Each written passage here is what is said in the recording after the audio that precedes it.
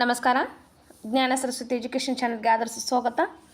ಸ್ನೇಹಿತರೆ, GPSTR, PSTR, HSTRಗೆ ಸಂಬಂಧಪಟ್ಟಂಗೆ 2026 ನೋಟಿಫಿಕೇಷನ್ಗೆ ಸಂಬಂಧಪಟ್ಟಂಗೆ ಇಲ್ಲಿ ಪ್ರಮುಖವಾಗಿ ಏನಪ್ಪ ಅಂತಂದರೆ LBA ಕ್ವಶನ್ ಆನ್ಸರ್ಸ್ಗಳನ್ನು ಮಾಡ್ತಾ ಇದ್ದೆ. ಸೊ ಇವತ್ತಿನ ಒಂದು ಕ್ಲಾಸಿನಲ್ಲಿ ಕೂಡ ಅದೇ ಕಂಟಿನ್ಯೂ ಆಗುತ್ತೆ ಅಂತಂದು ಹೇಳಬಹುದು. ಏನು ಅಂತ ನೋಡಿದಾಗ ಇಲ್ಲಿ ಪ್ರಮುಖವಾಗಿ ಏನಪ್ಪ ಅಂತಂದರೆ 2026-27ನೇ ಸಾಲಿನ LBAನ ಹೊಸದಾಗಿ ಬಿಟ್ಟಿರ್ತಾರ ಅಂತಂದು ಹೇಳಬಹುದು. ನಿನ್ನೆ ಒಂದು ವೆಬ್ಸೈಟಲ್ಲಿ ಬಿಟ್ಟಿರ್ತಾರ. ಏನಂದರೆ ನಾನು ಈಗ ಪ್ರೀವಿಯಸ್ ಕ್ಲಾಸಸ್ಗಳೆಲ್ಲ 2025-26 ಒಂದು ಪಠ್ಯಕ್ರಮದ ಅನುಸಾರ ಮಾಡಿರ್ತೇನೆ. ಓಕೆ, ಸೊ ನಿನ್ನೆ ಅಷ್ಟೇ ಏನಪ್ಪ ಅಂತಂದ್ರೆ ಹೊಸದಾಗಿ 2026-27 ಬಿಟ್ಟಿರ್ತಾರ ಅಂತಂದು ಹೇಳಬಹುದು. ಸೊ ಅದಕ್ಕಾಗಿ ನಾನು ಏನಪ್ಪ ಅಂತಂದರೆ ಇವತ್ತಿಂದ 8ನೇ ತರಗತಿ ತೊಗೊಳ್ತಾ ಇದ್ದೇನೆ. ಫಸ್ಟಿಗೆ 8ನೇ ತರಗತಿ ಮುಗಿಸ್ಕೊಂಡು ನಂತರದಲ್ಲಿ ಮತ್ತೆ ಬೇರೆ ಬೇರೆ ತರಗತಿಯನ್ನು ನೋಡ್ತಾ ಹೋಗೋಣ. ಯಾಕಂದರೆ ಬಹಳಷ್ಟು ಇಂಪಾರ್ಟೆಂಟ್ ಐತಿ. ಈಗ 6th ಮತ್ತು 7th ತೊಗೊಂಡ್ರೆ ಏನಾಗುತ್ತೆ ಅಂತಂದ್ರೆ ಬಹಳಷ್ಟು ಒಂದು ಟೈಮ್ ಬೇಕಾದಂಥ ಕಾರಣದಿಂದಾಗಿ ನಮಗಿವಾಗ ಅಷ್ಟು ಟೈಮ್ ಇರೋದಿಲ್ಲ. ಹಾಗಾಗಿ ಏನಪ್ಪ ಅಂತಂದ್ರೆ ಇಲ್ಲಿ ಪ್ರಮುಖವಾಗಿ ನಾನು 8, 9, 10 ತೊಗೊಳ್ತೇನೆ ಫಸ್ಟ್. ಆಮೇಲೆ ಟೈಮ್ ಇತ್ತಂತಂದ್ರೆ ಏನು ಮಾಡ್ತೇನೆ ರೀ 6th ಮತ್ತು 7th ಕೂಡ ಕಂಟಿನ್ಯೂ ಮಾಡ್ತೀನಿ ಅಂತ ಹೇಳ್ತಾ, ಅದಕ್ಕಾಗಿ ಏನಪ್ಪ ಅಂತಂದರೆ ಇಲ್ಲಿ ಫಸ್ಟ್ 8th ಸ್ಟ್ಯಾಂಡರ್ಡ್ದು 2026-27ನೇ ಸಾಲಿನ ಪರಿಷ್ಕೃತ ಹೊಸದಾಗಿ ಬಿಟ್ಟಂತಹ LBA ಅಂತಂದೇ ಹೇಳಬಹುದು. ಸೊ ಅದಕ್ಕೆ ಸಂಬಂಧಪಟ್ಟಂಗೆ ಇವಾಗ ನಾನು ಆಧಾರಗಳು ಪಾಠ ಮತ್ತು ಭಾರತದ ಭೌಗೋಳಿಕ ಲಕ್ಷಣಗಳ ಬಗ್ಗೆ ಒಂದಿಷ್ಟು ಪ್ರಶ್ನೋತ್ತರಗಳನ್ನು LBA ನೋಡ್ತಾ ಹೋಗೋಣ ಇಲ್ಲಿ. ಓಕೆ, ಇಲ್ಲಿ ನೋಡ್ತಾ ಇರ್ಬೋದು. ಇದು ಹೊಸದಾಗಿ ನಿನ್ನೆ ಅಷ್ಟೇ ಬಿಟ್ಟಂತಹ ಒಂದು ಏನಪ್ಪ ಅಂದರೆ LBA PDF ಆಗೈತ್ರಿ, ಪರಿಷ್ಕೃತ ಆದಂಥ ಕಾರಣದಿಂದಾಗಿ. ಸೊ ಇದನ್ನೇ ನಾವು ಇವಾಗ ಅಭ್ಯಾಸ ಮಾಡಬೇಕಾಗತ್ತೆ. ಅದು ನಾನು ಮೊದಲು ಮಾಡಿದ್ವೆಲ್ಲ ಕ್ಲಾಸ್ 3 ಕ್ಲಾಸ್ ಅದಾವಲ್ಲ ಅವೆಲ್ಲ ಓಲ್ಡ್ ಅಂತಂದೇ ಹೇಳಬಹುದು. ಓಕೆ, 8th ಸ್ಟ್ಯಾಂಡರ್ಡ್ ನೋಡಿ. ಇಲ್ಲಿ ಪ್ರಮುಖವಾಗಿ ಏನಪ್ಪ ಅಂದ್ರೆ ಆಧಾರಗಳು ಪಾಠದ MCQ ಪ್ರಶ್ನೋತ್ತರಗಳು ಇಲ್ಲದವು ಅಂತಂದು ಹೇಳ್ಬೋದು. ಹೂವೇನಿಸ್ತಂಗನ ಪ್ರಸಿದ್ಧ ಕೃತಿ ಅಂತಂದಿದೆ. ಸಿಯುಕಿ, ಇಂಡಿಕಾ, ಜಿಯೋಗ್ರಫಿ, ಪೋಕೋಕಿ ಅಂತಂದಿದೆ. ಇಲ್ಲಿ ಸರಿಯಾದ ಉತ್ತರವನ್ನು ಗಮನಿಸ್ಕೊಂಡಾಗ ಹೂವೇನಿಸ್ತಂಗನ ಒಂದು ಪ್ರಮುಖ ಕೃತಿ ಅಂತಂದಾಗ ಯಾವ್ದು ಬರುತ್ತೆ? ಸಿಯುಕಿ ಆತನ ಒಂದು ಪ್ರಮುಖ ಕೃತಿ ಆಗೈತಿ. ಇನ್ನು ನೆಕ್ಸ್ಟ್ ಪ್ರಾಕ್ತನ ಆಧಾರಕ್ಕೆ ಒಂದು ಉದಾಹರಣೆ ಅಂತಂದಿದೆ. ದೇಶೀಯ ಸಾಹಿತ್ಯ, ಮೌಖಿಕ ಆಧಾರ, ವಿದೇಶಿ ಸಾಹಿತ್ಯ, ನಾಣ್ಯಗಳು ಅಂತಂದಿದೆ. ಪ್ರಾಕ್ತನ ಆಧಾರಗಳು ಅಂತಂದಾಗ ನಾಣ್ಯಗಳು, ಶಾಸನಗಳು, ಸ್ಮಾರಕಗಳು ಬರ್ತವು. ಸೊ ಇಲ್ಲಿ ಪ್ರಮುಖವಾಗಿ ಏನಪ್ಪ ಅಂದರೆ ನಾಣ್ಯಗಳು ರೈಟ್ ಆನ್ಸರ್ ಆಗುತ್ತೆ. ಇನ್ನು ನೆಕ್ಸ್ಟ್ ಕ್ವಶನ್ ಬಂದುಬಿಟ್ಟು ಕನ್ನಡದ ಭಾಷೆಯ ಮೊದಲ ಶಾಸನ ಅಂತಂದಿದೆ. ಐಹೊಳೆ ಶಾಸನ, ಹಲ್ಮಿಡಿ ಶಾಸನ, ಅಲಹಾಬಾದ್ ಸ್ತಂಭ ಶಾಸನ, ತಾಳಗುಂದ ಶಾಸನ ಅಂತಂದಿದೆ. ಸೊ ಇಲ್ಲಿ ಸರಿಯಾದ ಉತ್ತರ ಹಲ್ಮಿಡಿ ಶಾಸನ ಆಗುತ್ತೆ. ಇನ್ನು ಆಪ್ಷನ್ ಡಿ ಏನಿದೆ ಅಲ್ಲ, ತಾಳಗುಂದ ಸಿಂಹ ಕಂಠಾಂಜನ ಶಾಸನ ಅಂತಂದು ಏನಿದೆ ಅಲ್ಲ, ಸೊ ಇದು ಏನಪ್ಪ ಅಂದರೆ ಪ್ರಮುಖವಾಗಿ ಸಂಸ್ಕೃತ ಶಾಸನವಾಗೈತಿ. ಕರ್ನಾಟಕದ ಮೊದಲ ಸಂಸ್ಕೃತ ಶಾಸನ ಯಾವುದು ಅಂತಂದರೆ ತಾಳಗುಂದ ಶಾಸನ ಅಂತಂದು ನಾವು ಹೇಳ್ತೀವಿ. ಓಕೆ, ನೆಕ್ಸ್ಟ್ ಕ್ವಶನ್ ಉತ್ತರ ಮೇರೂರು ಶಾಸನ ಇವರ ಒಂದು ಕಾಲಕ್ಕೆ ಸೇರಿದೆ ಅಂತಂದಿದೆ. ಪಾಂಡ್ಯರು, ಚೇರರು, ಚೋಳರು, ಶಾತವಾಹನರು ಅಂತಂದಿದೆ. ರೈಟ್ ಆನ್ಸರ್ ಬಂದುಬಿಟ್ಟು ಚೋಳರು. ಓಕೆ, ಇಲ್ಲಿ ಉತ್ತರ ಮೇರೂರು ಶಾಸನ ಏನಪ್ಪ ಅಂದರೆ ಚೋಳರ ಗ್ರಾಮಾಡಳಿತದ ಬಗ್ಗೆ ನಮಗೆ ಮಾಹಿತಿಯನ್ನು ಕೊಡುತ್ತೆ. ಸೊ ಇಲ್ಲಿ ಆಪ್ಷನ್ ಸಿ ರೈಟ್ ಆನ್ಸರ್ ಆಗುತ್ತಾ. ನೆಕ್ಸ್ಟ್ 5th ಕ್ವಶನ್ ಮೌಖಿಕ ಆಧಾರಕ್ಕೆ ಒಂದು ಉದಾಹರಣೆ ಅಂತಂದಿದೆ. ಶಾಸನ, ಲಾವಣಿ, ಅವಶೇಷ, ಸ್ಮಾರಕ ಅಂತಂದಿದೆ. ಸೊ ಮೌಖಿಕ ಒಂದು ಆಧಾರಕ್ಕೆ ಅಂತಂದಾಗ ಇಲ್ಲಿ ಪ್ರಮುಖವಾಗಿ ಲಾವಣಿಗಳು ಪ್ರಮುಖ ಒಂದು ಉದಾಹರಣೆ ಆಗ್ತಾವೆ ಅಂತಂದು ಹೇಳಬಹುದು. ನೆಕ್ಸ್ಟ್ ಕ್ವಶನ್ ಭಾರತದಲ್ಲಿ ಮೊದಲು ಶಾಸನ ಹೊರಡಿಸಿದ ಅರಸ ಅಂತಂದಿದೆ. ಅಶೋಕ, ಕನಿಷ್ಕ, ಹರ್ಷವರ್ಧನ, ಸಮುದ್ರಗುಪ್ತ ಅಂತಂದಿದೆ. ರೈಟ್ ಆನ್ಸರ್ ಬಂದುಬಿಟ್ಟು ಅಶೋಕ. ಅಶ್ವಘೋಷನ ಈ ಕೃತಿಯು ಪ್ರಮುಖ ಸಾಹಿತ್ಯಕ ಆಧಾರವಾಗಿದೆ ಅಂತಂದಿದೆ. ಇಲ್ಲಿ ಪ್ರಮುಖವಾಗಿ ನೋಡಿದಾಗ ಮುದ್ರಾರಾಕ್ಷಸ, ರಾಜತರಂಗಿಣಿ, ಅರ್ಥಶಾಸ್ತ್ರ, ಬುದ್ಧಚರಿತ ಅಂತಂದಿದೆ. ರೈಟ್ ಆನ್ಸರ್ ಬಂದುಬಿಟ್ಟು ಬುದ್ಧಚರಿತ. ಇನ್ನು ಅರ್ಥಶಾಸ್ತ್ರ ಕೃತಿ ಯಾರ್ದ್ರಿ? ಕೌಟಿಲ್ಯಂದು. ಓಕೆ, ರಾಜತರಂಗಿಣಿ ಯಾರ್ದು? ಕಲ್ಹಣ. ಆಮೇಲೆ ಮುದ್ರಾರಾಕ್ಷಸ ಯಾರ್ದು? ವಿಶಾಖ ದತ್ತ ಗೊತ್ತಿರಬೇಕು. ಎಲ್ಲವನ್ನು ಕೂಡ ಕೇಳ್ತಿರ್ತಾರೆ ಎಕ್ಸಾಮ್ದಾಗ. Okay, yes. ನೆಕ್ಸ್ಟ್ ಇಲ್ಲಿ ಒಂದು ಅಂಕದ ಪ್ರಶ್ನೋತ್ತರಗಳದ ಅವುಗಳನ್ನು ನೋಡ್ಕೊಳ್ಳೋಣ. ಆಧಾರಗಳು ಅಂದರೆ ಏನಂತಂದಿದೆ. ಮಾನವನ ಗತಕಾಲದ ಚರಿತ್ರೆಯ ರಚನೆಗೆ ಬೇಕಾದ ಮೂಲ ಸಾಮಗ್ರಿಗಳಿಗೆ ನಾವೇನಂತ ಹೇಳ್ತೀವಿ? ಆಧಾರಗಳು ಅಂತ ಹೇಳ್ತೀವಿ.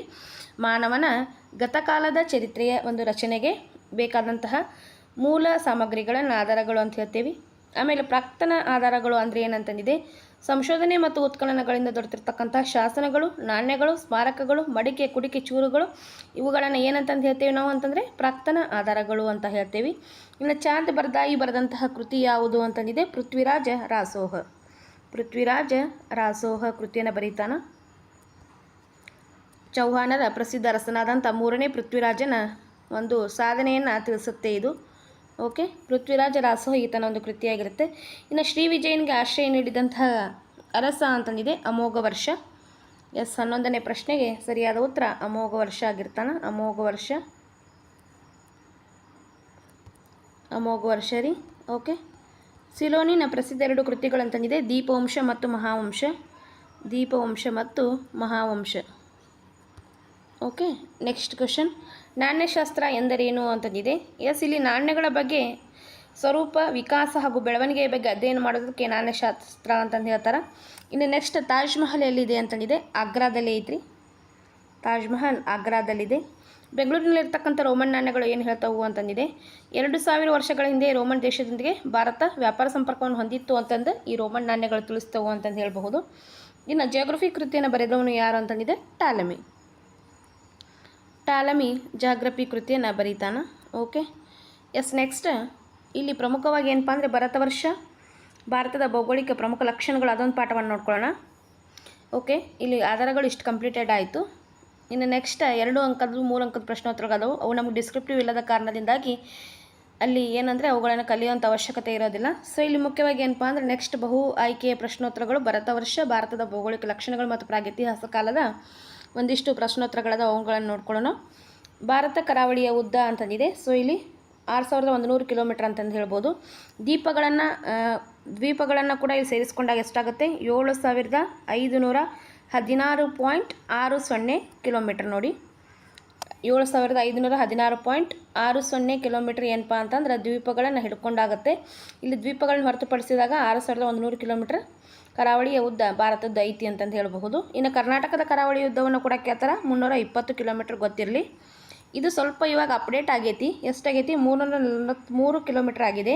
ಆದರೆ ಏನಪ್ಪ ಅಂತಂದ್ರೆ ಪ್ರಸ್ತುತ ನಮ್ಮ ಪಠ್ಯಪುಸ್ತಕದಲ್ಲಿ 320 ಇರೋ ಒಂದು ಕಾರಣದಿಂದಾಗಿ ನಾವು ಇಲ್ಲಿ ಪ್ರಶ್ನೆಯನ್ನು ಕೇಳಿದಾಗ ನಾಳೆ ಈ 320 ಹಾಕಬೇಕಾಗತ್ತೆ. ಬಟ್ ಕರೆಂಟ್ ಇವೆಂಟ್ಸ್ನಲ್ಲಿ ಏನಾದರೂ ಕೇಳಿದರೆ ಸೊ ನೀವು ಅವಾಗ 343 ಹಾಕಬೇಕಾಗತ್ತೆ ಅಂತಂದು ಹೇಳಬಹುದು.